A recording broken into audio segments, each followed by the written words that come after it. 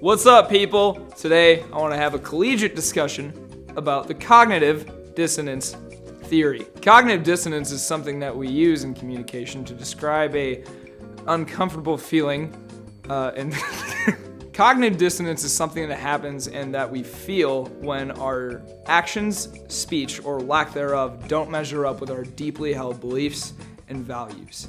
We need something called cognitive consistency. Now, cognitive consistency is when our actions, words, speech, whatever, line up with our beliefs. And if we don't have that, we have discomfort. So, if you believe that you shouldn't eat meat, then don't eat meat. Even though you may be missing out on the greatest things of life, but that's okay. I'm sorry to my vegetarian friends, that was rude. I'll stick by it though. You see, the dissonance, the discomfort that we feel is based on three things. Importance being, how important is this to you? Do it! Just do it! Level being, how much dissonance you are feeling based on the scenario that is happening. Do you know how many carbs are in beer? Don't let your dreams be dreams. How is this a dream? And rationale being, well... Yesterday, you said tomorrow. So just I did say that. Do it! Could you convince yourself into doing whatever it is that someone's trying to get you to do? Alrighty, well, depending on the level of dissonance that we feel, we try and fix it like taking a Pepto-Bismol for our brain. We do this by justification, which is finding a reason to make this thing seem okay to yourself. Reducing the importance, which is basically just minimizing whatever the heck it is. And distorting the information. He's not dead, he's sleeping.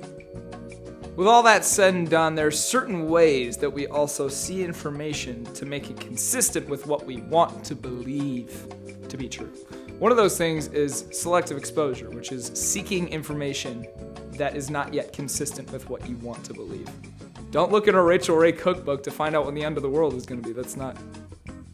Selective attention. Once you see some consistent info, you just zoom in on it, and that's what you're looking at compared to everything else that's around you. It's like that moment when you saw Sally Two Toes in the 7th grade and you were like... Selective interpretation. Taking ambiguous information and making it so that it is consistent with what you want to believe. So like you see that the grass is yellow in one spot and you go, that's aliens. Yes, just do that. And then selective attention, which is just learning and remembering the specific info that you want to remember. Bro, do you remember in high school when I threw you all those touchdown football passes? I mean, those were some pretty sick spins. Yeah, but, you know, you also got arrested 8 times for possessing heroin.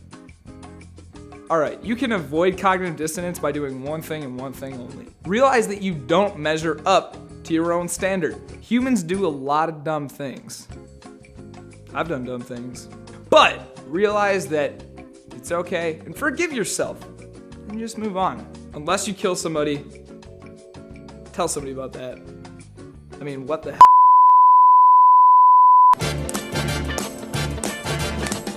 It's not unusual to be loved by anyone. It's not unusual to